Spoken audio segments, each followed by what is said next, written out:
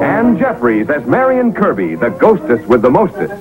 Robert Sterling as George Kirby, that most sportive spirit. And Leo G. Carroll, host to said ghosts, as Topper.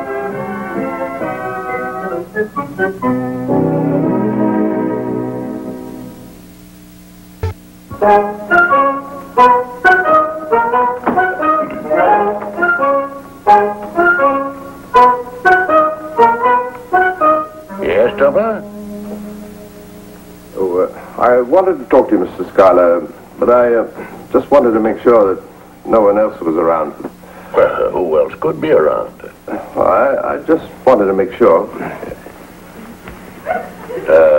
Your old trouble, Topper, the little people, the Kirbys, I believe you call them? They're a very nice couple, really. But they have a way of getting me into trouble. That's why I'm not telling them about this. Yeah, that's very sound. Mr. Schuyler, I've been doing some intensive research on a matter of vital importance to the country, money. Well, glad to hear it, Topper. The vital need of our national economy today is a 7-cent dime.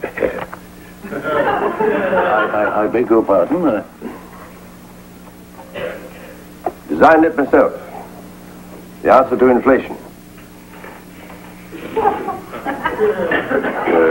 This is your own idea, Topper? Ah, yes, of course. Why? Oh, nothing. I just thought perhaps it might have come from your little friends. But I told you I don't want them to know about this. Besides, they're a normal size. Yes, of course. There's a hole in it? That fits vending machines. Now you take the nickel candy bar. The price of sugar goes up. The maker, because he has to sell through machines, raises the price to a dime. Inflation.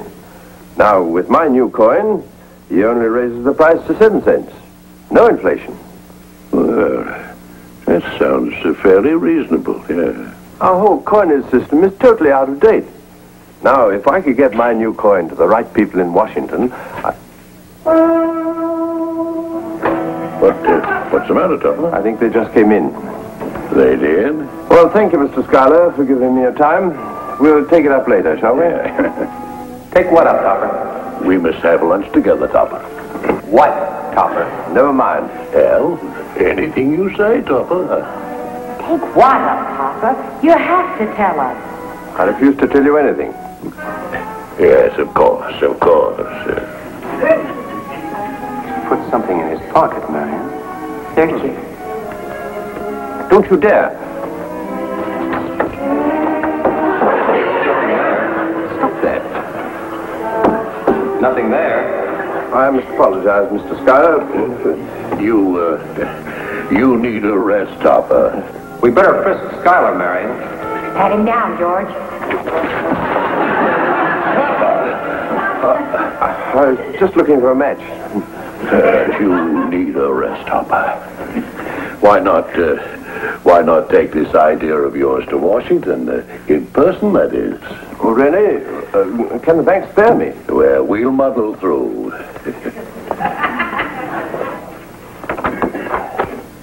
You'll come back a new man. Oh, what was he talking about, Topper? Yeah, what is this thing you're taking to Washington? Numismatics. Numismatics? What's that? Well, you've heard of atomic energy. Yes. Well, this is numismatics. The whole thing is just so exciting, Cosmo. Washington receptions, cocktail parties, affairs of state. Well, I'm afraid there isn't going to be much of that, dear. Oh, you're just being modest, Cosmo. And they find out how brilliant your plan is. What is it again, dear? A new coin. Halfway between a nickel and a dime. Oh, yes. That's very clever of you, Cosmo. Thank you, dear. Cosmo, you're not keeping anything from me. Keeping anything? I mean, have you told me the real reason we're going to Washington? But I've just told you. Of course you have. Something about a coin. Oh, what else could it be? Men don't go all the way to Washington about dimes, Cosmo. Now, do they? Henrietta, I suppose that at least once in the life of every man there comes an idea that to the rest of the world seems trivial, unworkable, even at times a little ridiculous. Some people dream of rocket travel to the moon. I should like to see my country coin a 7-cent dime. Of course, dear. And whatever it really is, Cosmo, you know how I am about secrets. Don't tell me. Think of old Topper stumbling onto something like that. Now, don't go off the deep end, George. Deep end? He was only in Schuyler's office 2 minutes, and when we came in, Schuyler was as white as a sheet. Topper's not a scientist. Take it straight to Washington, he said. Straight to Washington. What is it? It's better that the awful knowledge remain locked in the brain of Cosmo Topper. Numismatics. Look at this.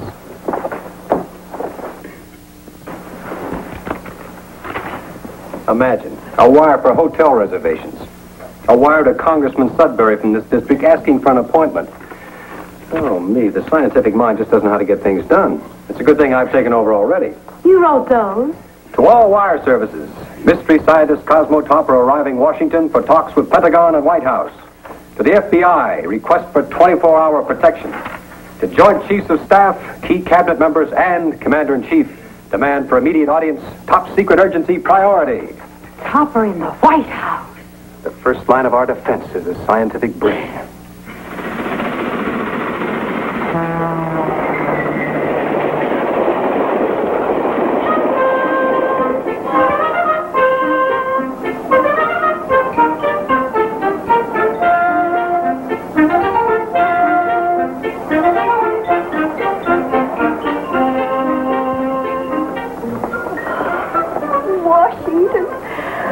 I want to see a senator, Cosmo. Can't you tell them by those little string ties? Yes, of course, dear. Just be careful, Topper. Remember, we're here to protect you. Don't talk to strangers and don't go out by yourself. Small chance. What, Cosmo? Paul Schmantz, an old classmate of mine. The name just occurred to me. Why? Does he live in Washington? No, but he was a capital fellow. There he is. Come on, Pete. Cosmo Topper, when are you seeing the president, Dr. Topper? Any comment on that? Get one with Mrs. Topper here now, will you, Pete? They all seem to know you, Cosmo. See anybody suspicious? I don't know. There. A foreign agent if I ever saw one. Oh, he's trying to beat Topper. Within security, Dr. Topper, could you give us an idea of what you've developed? Why, yes, I'd be glad to. Sorry, Dr. Topper. No statements to the press. You'll come this way. It's a trap, Topper. Don't go with him. That's ridiculous. It may be ridiculous, but I have my orders. My car's over here. We'll save you, Topper.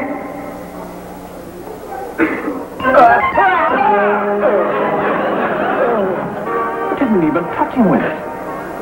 Must be an invisible force ray. Did I hurt you? Secret Service assigned to guard you. Such an exciting city, Cosmo. I had no idea a 7-cent dime would get this reception.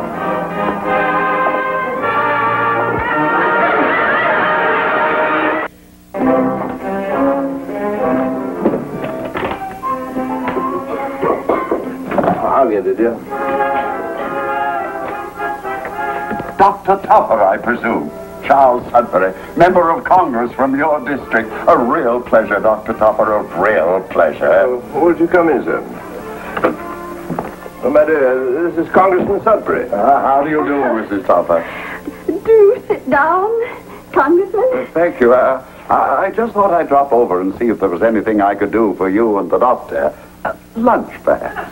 Doctor, is somebody sick? It's just Mr. Topper, sir. Really? Well, the more remarkable.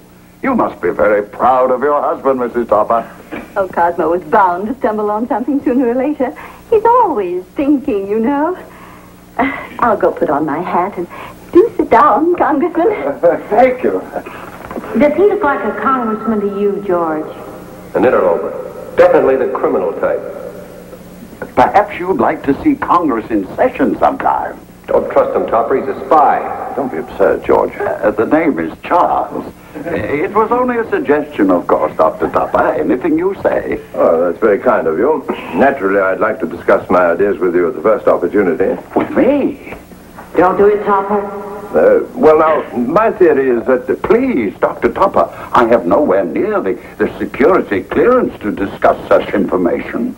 But why should it have to have clearance? Oh, Dr. Topper, really? You scientist. George, he's stealing the thing. Never.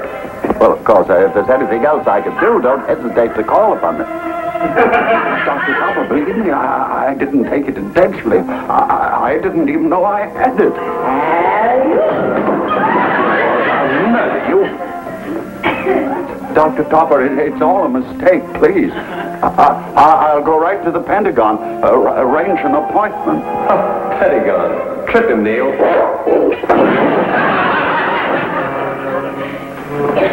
I better make it the White House. Well, but Mr. Sudbury, No. I thought he was taking us to lunch. Well, he had to vote on an emergency issue. But why was he hobbling? Hobbling? I expect it was a lame duck Congress.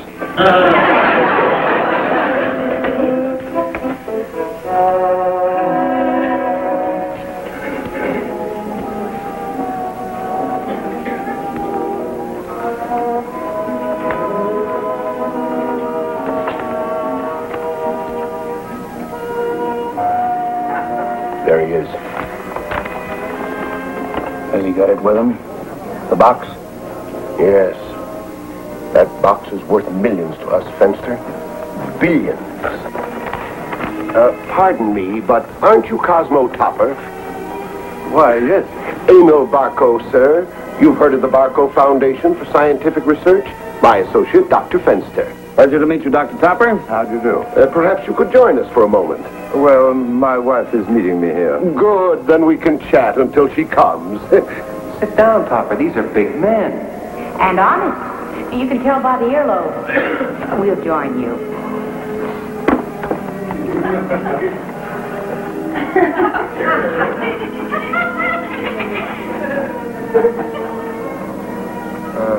How did you do that?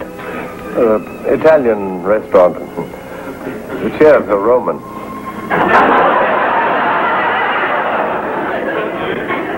Dr. Topper, are you fully aware that there are governments willing to pay a king's ransom for your discoveries? A king's ransom, sir. Really? Well, actually, I'm interested only in our own currency system, Mr. Barco. Now, don't get us wrong, sir. Pray, don't get us wrong. We are patriots, sir. Absolutely. Your discoveries shall, of course, go only to the United States. Besides, who can pay more money? That sounds reasonable, Topper. But I plan to give it away. Give it away? Oh, there you are, Cosmo. Yes, dear. Well, thank you, gentlemen, for your interest in my plan.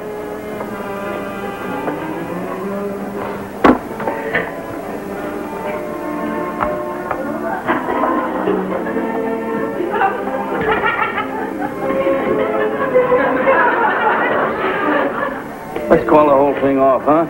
That black box is giving me the creeps. No. All men have their weaknesses, Fenster. Topper's weakness isn't money. It could be women. Get in touch with Marlena.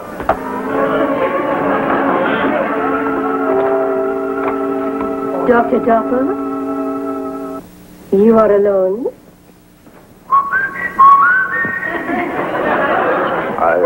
I suppose one might say I'm alone? Then I am not intruding. No, indeed. I hope you do not think me bold. I wish an interview for my college paper. Well, that's very flattering, I'm sure. Come in. The liberty of ordering. Of course. What's an interview without champagne? Won't the Dean of Women object? Oh, silly boy.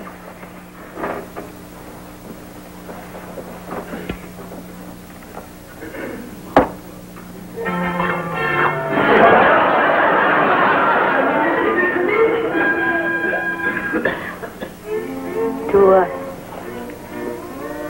To us?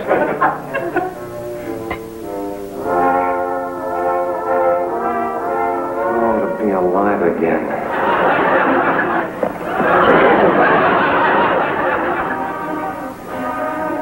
Oh, naughty boy.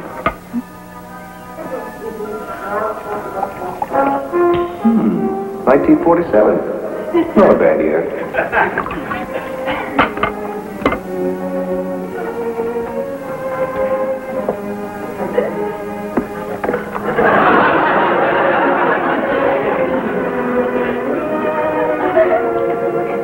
But how do you drink without using your hands? I promised my wife I'd never touch it.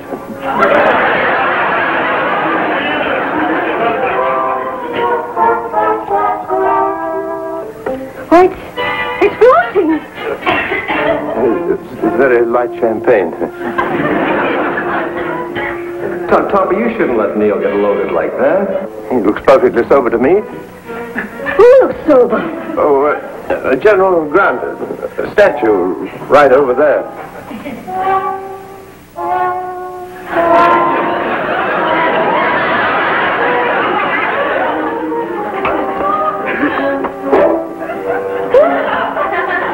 Neil.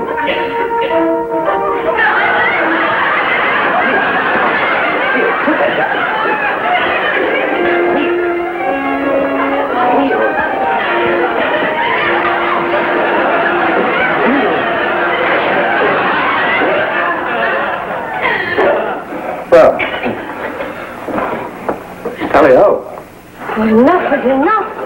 Rocco hasn't got enough money to pay me for this job.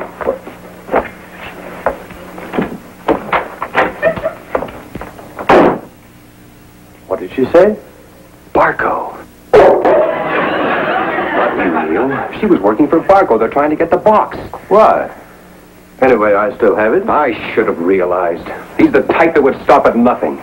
Well, what can he do? The girls, they're gone. He's holding Henrietta and Marion. Preposterous. Is it? Didn't he say he'd pay a king's ransom for your discovery? Well, yes. Why, of course. It's their only logical move, the fiends. You really think that they'll be getting in touch with us soon, Topper? When they ask for the secret, what will you tell them? Well, what can I tell them? Only that I have a plan for a 7-cent dime.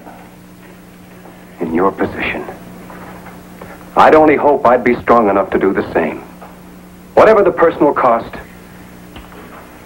your country comes first. You're a raving idiot. Perhaps, but I salute you. Hey, wait a minute. They've got Marion, too. How come you're so noble with my wife?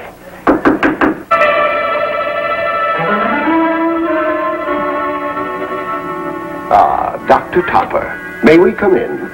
Come in, yes. Won't you sit down? Thank you. Do I understand that you're ready to discuss terms? Go ahead, Topper. Sound them out. Have you got her? Her? He means Marlena, boss. Oh, yes, we have her. Are you interested? Well, naturally. You see, Fenster, a chink in the shining armor. Ask them about Marion, Topper. Have you got another one? Another one? Yes. Let's not shilly-shally. What is it you want from me, Barco? It's very easy. The plans, the box with the new energy, and we hand her over. Don't you understand, you idiots? Ever since I came to Washington, I've been trying to get someone to listen to me. All I want is for the government to coin a 7-cent dime. Topper, really? Of course, you idiot. You're a bold man, Topper. I regret the steps we shall have to take. Fenster. A 7-cent dime? What a joke! Why, what's wrong with it? What's wrong? Well, it's... Never mind. Get on with it. Yeah, sure. Watch out for that box. Let's get him, Neil. Stick him, Neil. Now, Topper, shall we have the secret? Or... Go get him, Neil. Stick him.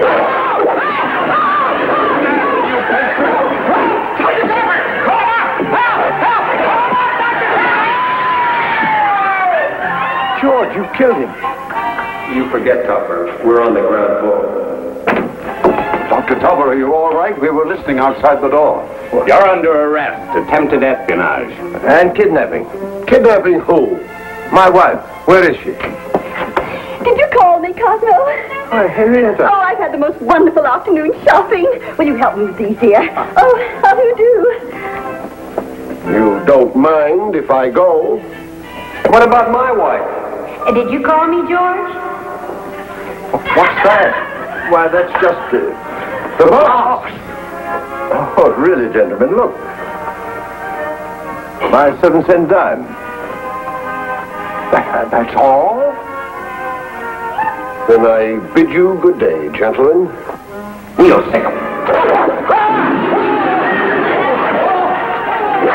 Amazing. He's one of the great scientific minds of all time.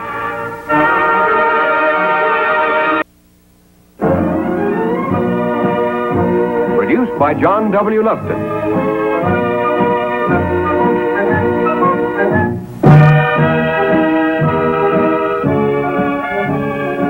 A John W. Lufton, Bernard L. Schubert production.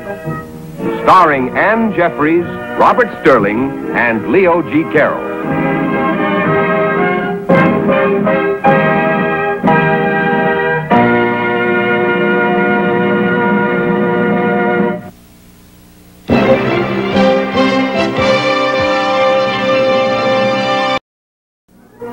Ann Jeffries as Marion Kirby, the ghostess with the mostest.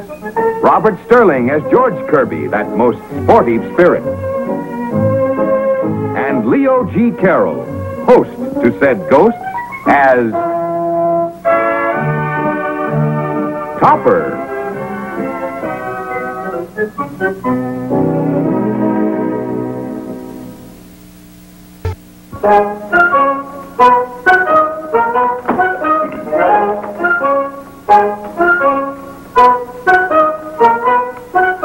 Yes, Topper? Oh, I wanted to talk to you, Mr. Schuyler, but I just wanted to make sure that no one else was around. Well, who else could be around? I just wanted to make sure. You're all trouble, Topper, the little people, the Kirbys, I believe you call them? They're a very nice couple, really. But they have a way of getting me into trouble. That's why I'm not telling them about this. Yeah, that's very sound. Mr. Schuyler, I've been doing some intensive research on a matter of vital importance to the country, money. Well, glad to hear it, Topper. The vital need of our national economy today is a 7-cent dime. I beg your pardon? Designed it myself. The answer to inflation. This is your own idea, Topper? Ah, yes, of course. Why? Oh, nothing. I just thought perhaps it might have come from your little friends. But I told you I don't want them to know about this. Besides, they're a normal size. Yes, of course. There's a hole in it? That fits vending machines. Now you take the nickel candy bar. The price of sugar goes up. The maker, because he has to sell through machines, raises the price to a dime. Inflation. Now, with my new coin, he only raises the price to 7 cents. No inflation.